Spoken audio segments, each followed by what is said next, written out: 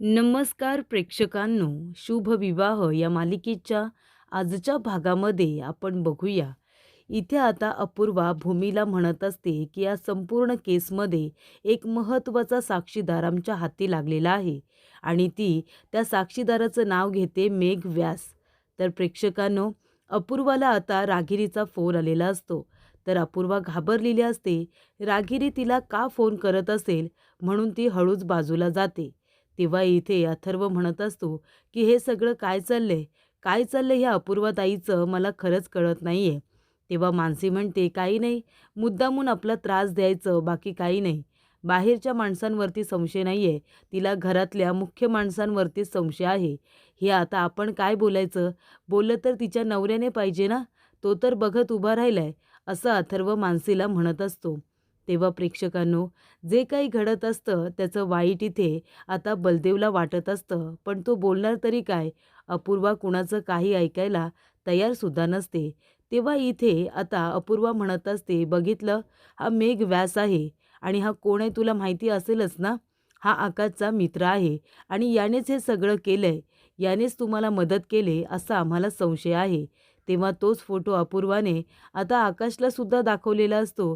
तेव्हा आकाश म्हणत असतो की हो, हा माझा मित्र आहे मेघ व्यास आणि तुमच्या म्हणण्यानुसार तो एक हॅकर आहे. कारण अपूर्वा सांगते तो खूप मोठा हॅकर आहे आणि त्यानेच तुम्हाला मदत केली. रागिनी पटवर्धन लंडनला पळून गेल्यात. हा सगळा बनाव जो काही तुम्ही रचलाय ना, त्या बनावामध्ये तुम्हाला मेघ व्यासने मदत केलेली आहे. हे सगळे पुरावे, ह्या सगळ्या ट्रान्झॅक्शन वगैरे सगळं मेघने केले असा आम्हाला संशय आहे. तेव्हा आकाश म्हणतो की तुम्हाला याच्याबद्दल काय माहिती आहे मला माहीत नाही. तो हॅकर आहे की नाही मला माहीत नाही. पण तो एक सॉफ्टवेअर इंजिनियर आहे, ही गोष्ट मला माहिती आहे. त्यामुळे त्याच्याबरोबर माझा 2दा कॉन्टॅक्ट झालेला आहे. 7 वर्षांपूर्वी मी त्याला कॉल केला होता, तेव्हा जेव्हा मला माझ्या कंपनीसाठी एक सॉफ्टवेअर सिस्टम बनवायची होती, तेव्हा मी त्याला कॉल केला होता. तेव्हा अपूर्वा म्हणत असते, आणि तुम्ही त्याला परत एकदा कॉल केला होता, जेव्हा ही केस आता माझ्याकडे आली, हे समजल्यानंतर तुम्हाला लपवाछपवी करायची होती ना, म्हणून तुम्ही कॉल केला होतात ना.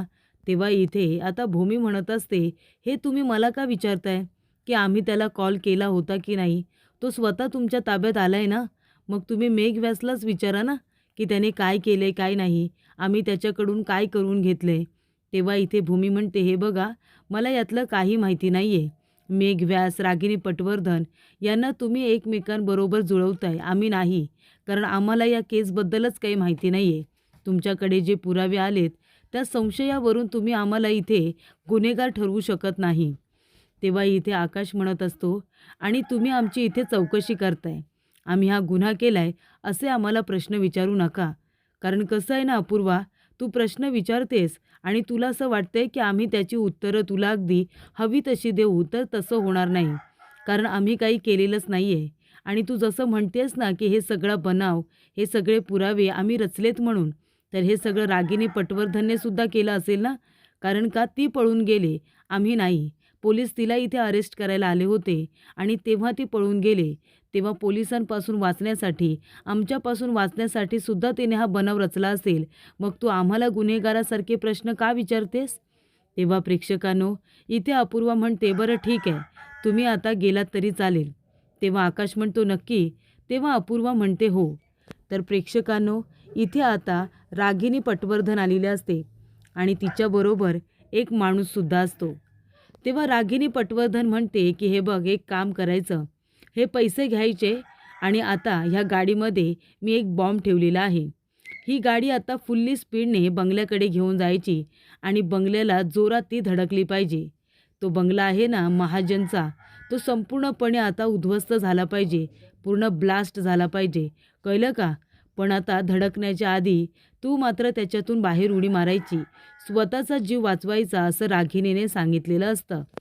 तेव्हा प्रेक्षकांनो, इथे आता रागिनीने फोन केल्यानंतर पौर्णिमा एका बाजूला येते आणि म्हणते, अहो आई, काय झालं, तुम्ही का मला फोन करताय? तुम्हाला माहिती आहे ना इथे काय चाललंय?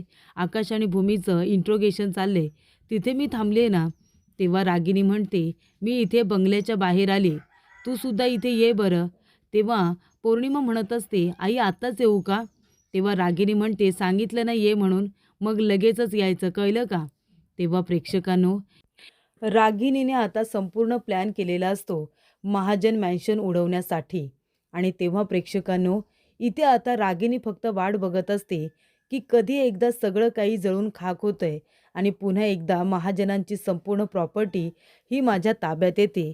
तेव्हा इथे आता सगळी तयारी केल्यानंतर ठरल्याप्रमाणे गाडी आता तिथून सुटलेली असते आणि रागिनीने सांगितलेलं असतं की ही गाडी आता महाजन मॅन्शनला धडकली पाहिजे आणि त्याच्या आधी तू गाडीतून बाहेर यायचं असं ड्रायव्हरला सांगितलेलं असतं. तर इथे रागिनीचं स्वप्न हे आता पूर्ण होणार असतं. तेव्हा प्रेक्षकांनो, इथे आता भूमी टेन्शनमध्ये आलेली असते. एवढी विचारपूस केलेली असते, इंट्रोगेशन केलेलं असतं, पण इथे हवी तशी मनासारखी उत्तरं काही अपूर्वाला मिळाली नसतात. तेव्हा प्रेक्षकांनो, अपूर्वाने आता भूमीला सुद्धा जायला सांगितलेलं असतं. भूमी आणि आकाश दोघेही बाहेर आल्यानंतर आता मागोमाग इथे अपूर्वासुद्धा आलेली असते. अपूर्वाने कपाटामध्ये कॅमेरा किंवा मोबाईल हा चालू करून ठेवलेला असतो, कारण तिला भूमी आणि आकाश यांचे आता एक्सप्रेशन वगैरे बघायचे असतात. ते दोघेजण घाबरलेत का, की शांत राहून उत्तरं देण्याचा प्रयत्न करतायत, हे सगळं त्यांच्या बॉडी लँग्वेजवरून अपूर्वाला आता बघायचं असतं. तेव्हा प्रेक्षकांनो, अपूर्वा बाहेर आल्यानंतर मानसी म्हणत असते, काय झालं मग? झालं का मनासारखं? इंट्रोगेशनमध्ये मनासारखी उत्तरं मिळाली? तेव्हा अथर्व म्हणतो की उत्तरांमध्ये खूप तफावत होती की तुम्हाला हवी तशी उत्तरं मिळाली. तेव्हा इथे आता लगेचच अपूर्वा म्हणते की नाही, मला त्यांच्याकडून काहीही माहिती मिळालेली नाही आहे आणि संशयास्पद काही सापडलेलं सुद्धा नाही आहे. तेव्हा इथे अथर्व म्हणतो, मग कशासाठी कशासाठी सगळं हे केलं तुम्ही सांगा ना? उगाचच इथे माणसाला त्रास देण्यासाठी तुम्ही प्रश्न विचारलेत का? तेव्हा इथे भूमिताई आणि आकाश या दोघांनी जर काही केलेलंच नाही आहे, तर तुम्हाला तुमच्या मनासारखी उत्तरं का मिळतील? तेव्हा इथे अपूर्वा म्हणते, तेच तर ना, मनासारखी उत्तरं मिळतीलच कशी? कारण दोघांनी उत्तरं दिलेली किती सारखी होती हे मला कळलं ना, आणि तिथेच आता संशयाला जागा आहे.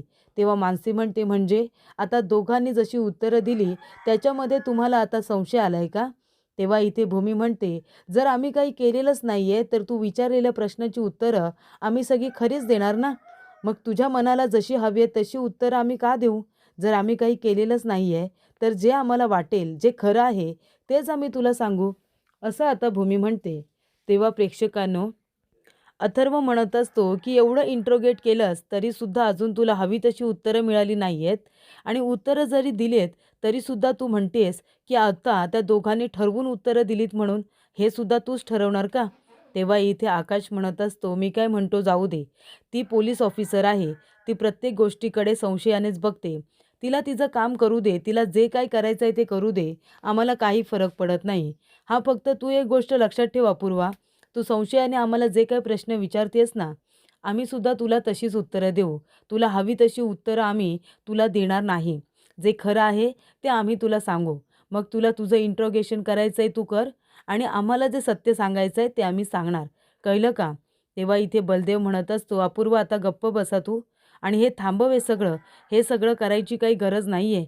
भूमी आणि आकाश या दोघांना जे काही विचारायचं होतंच ते विचारलंस ना, पण आता यापुढे बाद झालं. आता ही केस तू या घरामध्ये पुन्हा सुरू नाही केली पाहिजे. जे काही करायचं आहे ते पोलीस स्टेशनमध्ये कर. घरापर्यंत ह्या गोष्टी घेऊन येऊ नकोस. त्यामुळे आता यापुढे तू भूमी आणि आकाश यांना कुठलेही प्रश्न विचारायचे नाही, चौकशी करायची नाही. ही गोष्ट तू लक्षात ठेव, कळलं ना? तेव्हा इथे अपूर्वा म्हणत असते की हा तर पहिला राऊंड होता इंट्रोगेशनचा. हा पहिला राऊंड होता. अजून असे खूप राऊंड होणे बाकी आहेत. तेव्हा मानसी म्हणते, काय? म्हणजे अजून तुम्ही इंट्रोगेशन करणार? तेव्हा अपूर्वा म्हणते, हो, ते सुद्धा वेगळ्या वेगळ्या पद्धतीने. त्यामुळे आता जे काही होतं ते फक्त ट्रायल होतं. अजून पूर्ण पिक्चर बाकी आहे. हा पहिला राऊंड होता. अजून बाकीचे सगळे राऊंड बाकी आहेत आणि मला तुमच्या उत्तर देण्याच्या पद्धतीवरून तर असंच वाटते की तुम्ही दोघे जण ठरवून बोलत होतात. अगदी सेम टू सेम एका नोटवरती बोलत होतात आणि म्हणूनच आता संशयाला जागा आहे आणि मला तुमच्यावरती संशय आहे. तुम्ही सगळेजण किती आणि काहीही बोललात ना, तरीसुद्धा मी ACP अपूर्वा पुरोहित आहे आणि काहीही झालं तरीसुद्धा मी कुठल्याही केसला अर्धवट सोडत नाही, पूर्ण छडा लावते आणि या केसला सुद्धा मी पूर्ण करणारच आहे, असं अपूर्वाने ठरवलेलं असतं. तेव्हा इथे आकाश म्हणतो की तुला ज्या पद्धतीने तुझी केस लढायची आहे तू लढ, आम्ही काही बोलणार नाही. पण एक गोष्ट लक्षात ठेव, आम्हाला प्रश्न विचारून तुला काहीसुद्धा मिळणार नाही आहे, कारण आम्ही काहीच केलेलं नाही. तेव्हा प्रेक्षकांनो, इथे आता अपूर्वा ही तिचं काम करत असते आणि रागिनी पौर्णिमा त्यांचं काम करत असतात. रागिनी इथे स्वप्न बघत असते की इथे महाजन मॅन्शन आता स्फोट होऊन पूर्णपणे उद्ध्वस्त झालाय. तेव्हा तिथे आलेली असते पौर्णिमा. ती म्हणते, आई अहो मी आली आहे, दरवाजा उघडा, भानावरती या, दरवाजा उघडा. तेव्हा प्रेक्षकांनो, रागिनी स्वप्नातून जागी झालेली असते. तेव्हा इथे आता लगेच पौर्णिमा विचारते, काय झालं, मला काय इथे बोलावलं आणि कसला विचार करताय? तेव्हा रागिनी म्हणते, कसला नाही गं, स्वप्न बघत होते आणि माझं हे स्वप्न कधी पूर्ण होणार आहे काय माहिती. या संपूर्ण महाजन मॅन्शनला मला उद्ध्वस्त करायचं आहे, तेव्हाच माझ्या मनाची शांतता होईल. तेव्हा इथे पौर्णिमा म्हणते, आई तुम्हाला माहिती आहे का, त्या अपूर्वाने भूमी आणि आकाशची वाटच लावले. अहो इंट्रोगेशनसाठी घेतले त्यांना, दोघांना सुद्धा प्रश्न विचारते ती. तेव्हा प्रेक्षकांनो, भूमी इथे आता तुळशीची पूजा करायला आलेली असते. भूमीला टेन्शन आलेलं असतं. ती म्हणत असते की देवी आई, ही अपूर्व आता आमच्या हात धुवून मागेच लागलेली आहे. आम्हाला माहिती आहे की जे काही घडलंय ते आमच्या हातून जरी गुन्हा असला तरी तो मुद्दामून केलेला नाहीये. नकळतपणे सगळं घडलंय. आम्ही आमच्या क्षितिजाला वाचवण्यासाठी हे सगळं केलं होतं. पण इथे अपूर्वाच्या हाती अजून कुठलाही पुरावा लागता कामा नये, असं आता भूमी देवी आईजवळ मागत असते. तेव्हा प्रेक्षकांनो, इथे आता बलदेव येतो आणि म्हणतो की अपूर्वा, हे सगळं काय चाललंय सांग, काय चाललंय का हे सगळं? हे बघ, तू आत्ताच्या आत्ता थांबवा. तू भूमी आणि आकाश यांना विनाकारण त्रास देऊ नकोस. मला हे अजिबात पटलेलं नाहीये तुझं वागणं. तेव्हा अपूर्वा म्हणते, बलदेव तू शांत हो. प्लीज शांत हो जरा. अरे हे माझं काम आहे. मी नाही केलं तर दुसरं कोणीतरी करेल. आणि तुला खरंच सांगू का, मी खरं तर भूमी आणि आकाश या दोघांना सुद्धा वाचवण्याचा प्रयत्न करते. तेव्हा बलदेव म्हणतो, म्हणजे तू काय वाचवतेस त्यांना? तू त्यांच्यावरती संशय घेतेस, त्यांना प्रश्न विचारतेस तू, कळते का तुला? आणि तू त्यांना वाचवण्याचा प्रयत्न करतेस. तेव्हा अपूर्वा म्हणते, बलदेव अरे तुला कळत कसं नाही आहे? हे बघ, आता आकाश आणि भूमिताई यांच्यावरती संशय आहे, कारण पुरावे सगळे त्यांच्या विरोधात जात आहेत असं मला वाटतंय. आता ही केस आहे ना, ती आता दुसरं कुणाच्या हातामध्ये गेली तर त्या दोघांना शिक्षासुद्धा होऊ शकते. केस माझ्याकडे आहे तर मीच त्यांचं इंट्रोगेशन करते ना. मीच त्यांना काही प्रश्न असे विचारते की त्याच्यातून ते व्यवस्थितरित्या सुखरूपरित्या बाहेर पडू शकतात. कळते का तुला बलदेव?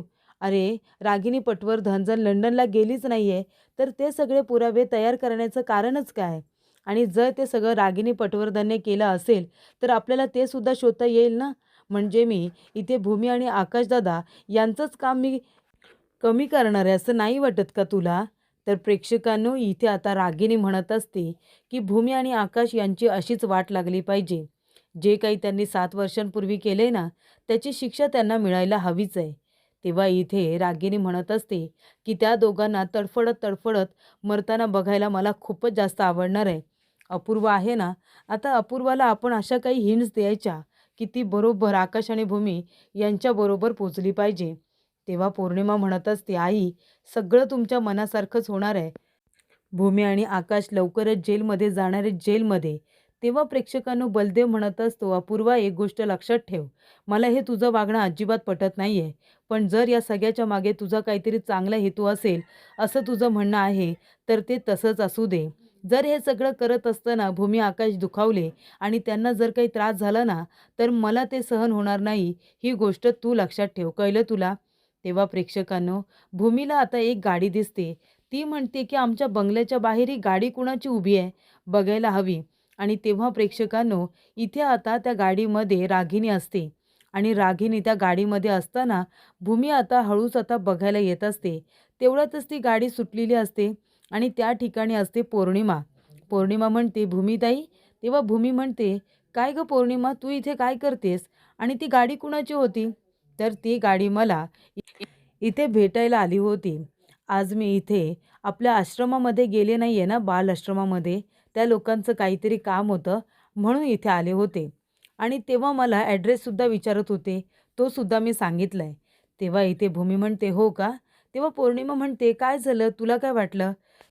तेव्हा भूमी म्हणते, नाही गं, मला काही वाटलं नाही. ती गाडी इथे मगापासून उभी होती ना, म्हणून बघायला आले होते. त्यानंतर प्रेक्षकांनो, इथे पौर्णिमा आता तिला खोटी नाटी उत्तरं देते आणि तिथून निघून जाते. तर तर प्रेक्षकांनो पुढील भागामध्ये भूमी आता बाहेर आलेली असते. तर इथे पौर्णिमाने वॉचमनला एका ठिकाणी बांधून ठेवलेला असतो आणि त्याला बेशुद्ध करून ठेवलेलं असतं. तेवढ्यातच भूमीला आवाज आल्यानंतर ती आउट हाऊसच्या बाहेर आलेली असते. आउट हाऊसचा दरवाजासुद्धा उघडा असतो. तेव्हा भूमी आता आउट हाऊसमध्ये जाणार असते. तर प्रेक्षकांनो, इथे आता अपूर्वाने जे काही इंट्रोगेशन केलेलं असतं भूमी आणि आकाशचं, त्यामुळे मानसी आणि अथर्वला राग आलेला असतो. त्यामुळे अथर्व आणि बलदेव या दोघांमध्ये त्याच्यावरून वाद झालेला असतो. भूमी त्या दोघांना शांत करण्याचा प्रयत्न करत असते.